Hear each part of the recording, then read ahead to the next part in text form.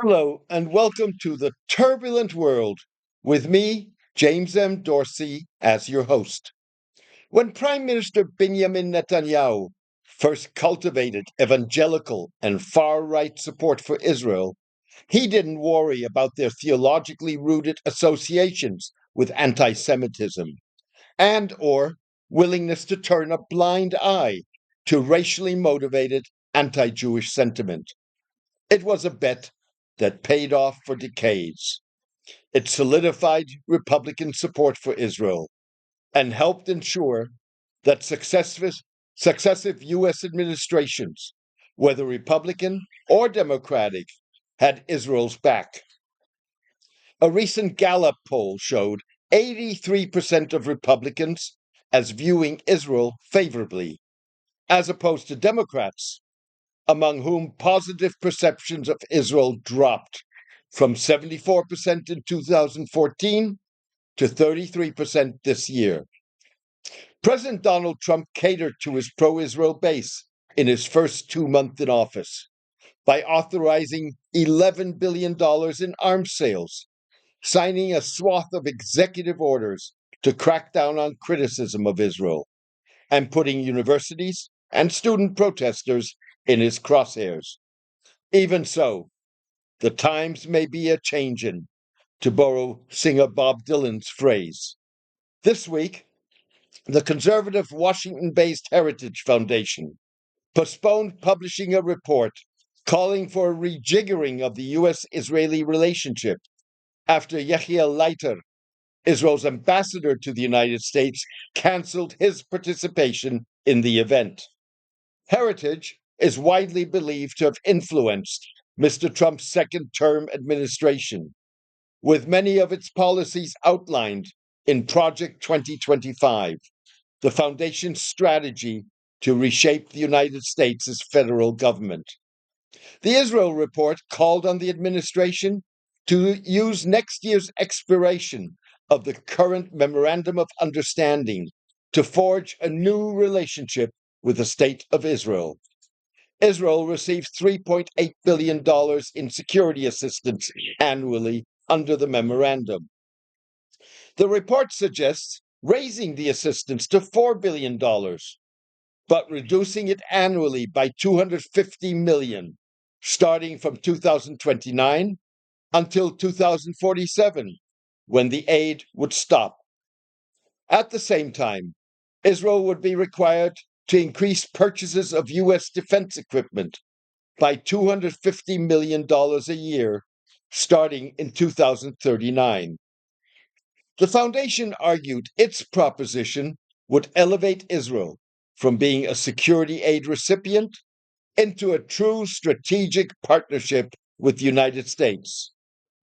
The behind-the-scenes controversy over the report came as isolationists who are critical of America's two-peas-in-a-pod relationship with Israel and dabble in anti-Semitic conspiracy theories gain greater prominence in the Republican Party and Mr. Trump's support base. Former Israeli lawmaker and ambassador Colette Avital warned that Israel's alignment with the global far right is opportunistic, short-sighted, and outright dangerous. Who would have believed that 80 years after the greatest tragedy in Jewish history, the mass murder of half of the Jews in the world, a Jewish state would choose anti-Semites as its allies? Mrs. Avital was referring to Israel's ties to the European far right, but she just as well could have been referring to Mr. Trump's Republican Party, pro-Trump podcasters, and some he appointed to his administration.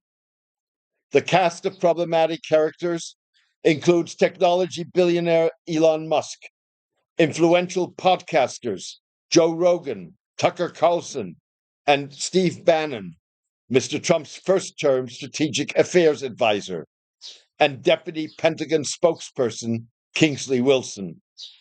Recent gestures by Messrs. Musk and Bannon at separate events evoked the Nazis' outstretched arm salute.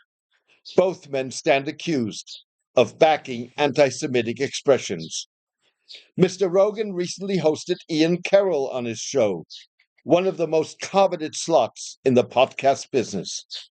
A fellow far-right podcaster and TikTok influencer, Mr. Carroll used his 2 hours and 41 minutes on the show to hold forth on sexual predator and financier Jeffrey Epstein's alleged operation of a Jewish organization of Jewish people working on behalf of Israel and other groups, including organized crime and elements of the CIA, to blackmail American politicians and businessmen. Mr. Carroll suggested that the blackmail prevented newly appointed Attorney General Pam Bondi and FBI Director Kash Patel from proving the cabal's existence and ensured that Mr. Trump would never cut Israel loose. Mr. Carroll charged that organized crime syndicates, sinister transnational bankers, and terrorists who use methods embraced by the pre-state Jewish underground founded Israel. In the past, Mr. Carroll has accused Israel of staging the 9/11 al-Qaeda attacks on New York and Washington, asserted that a Zionist mafia controlled the United States, and denounced the power of the Jewish mob and the Rothschild banking family. Mr. Rogan has further scheduled to host Daryl Cooper, a self-proclaimed Nazi apologist and Holocaust denier, who last year asserted on Mr. Carlson's show that millions of people ended up dead in concentration camps because Germany went to war completely unprepared to deal with the millions and millions of prisoners of war. Mr. Cooper suggested that British Prime Minister Winston Churchill, rather than Adolf Hitler, was the main culprit in World War II, even if he didn't kill the most people and didn't commit the most atrocities. Mr. Carlson, who also hosted Candace Owens, a purveyor of anti-Semitic tropes and blood libel, touted Mr. Cooper as possibly the best and most honest popular historian in the United States. Mother Jones, a left-leaning magazine, reported that Deputy Press Pentagon Secretary Kingsley Wilson had a long history of bigoted, xenophobic, and deliberately provocative social media posts. A Make America Great Again supporter, appointed in January, Mrs. Wilson compared the killing of infants in Hamas's October 7, 2023 attack on Israel to abortion.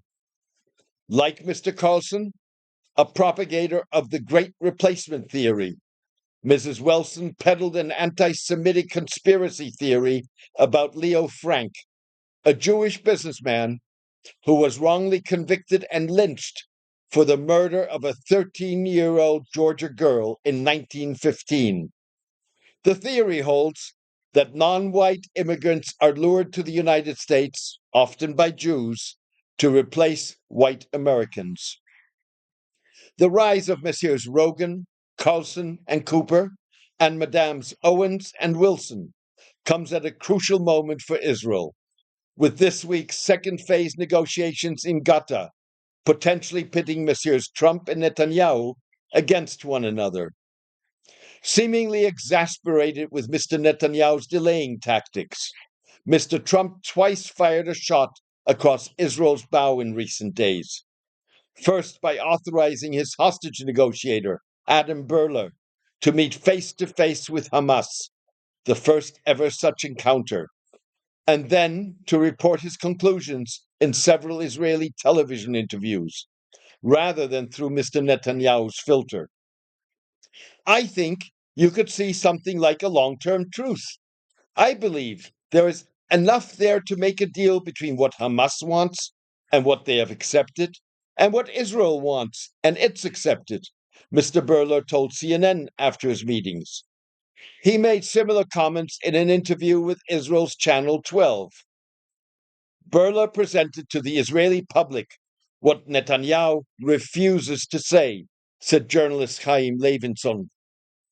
Ever concerned that the slightest change of U.S. language signals a shift in policy, Israeli analysts noted that Mr. Berler described Palestinians incarcerated in Israeli prisons as hostages rather than inmates, and Hamas held Israelis as prisoners instead of hostages.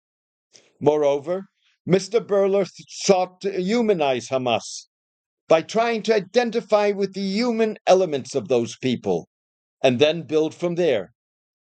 Mr. Berler argued that the most productive approach is to realize that every piece of a person is a human. Further alarming Israelis, Mr. Berler differentiated between U.S. and Israeli interests. We are the United States. We're not an agent of Israel. We have specific interests at play, Mr. Berler said. Asked about Israeli anger at his talks with Hamas, Mr. Berler added insult to injury by saying he didn't really care about that much. With direct criticism of Mr. Trump off limits, Israel and its surrogates stepped up their long-standing targeting of Qatar, amid reports that the Gulf state engineered Mr. Berler's contact with Hamas without informing Israel.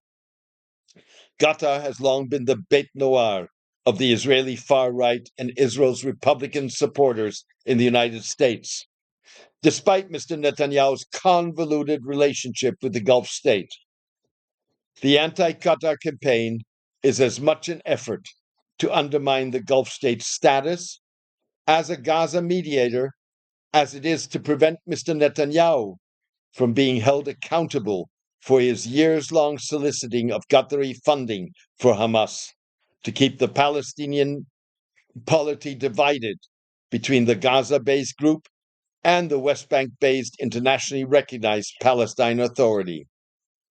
In a series of recent articles, the Philadelphia-based far-right Middle East Forum recently returned Qatar to its crosshairs in support of Mr. Trump's crackdown on expressions of support for the Palestinians.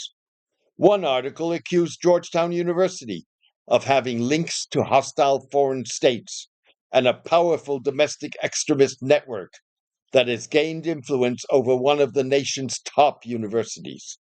Georgetown has a campus in Qatar.